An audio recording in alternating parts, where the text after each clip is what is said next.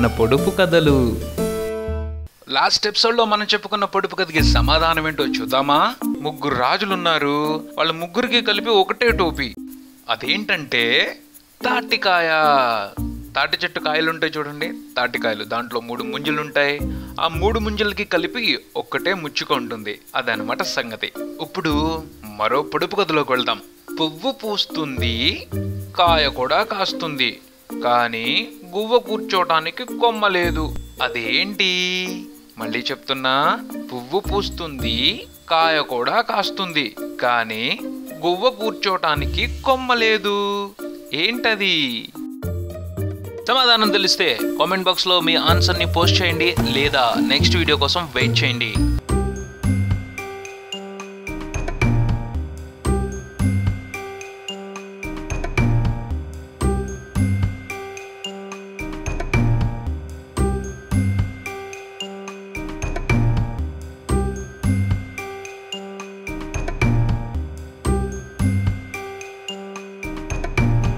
For more videos, keep watching talentscc.com.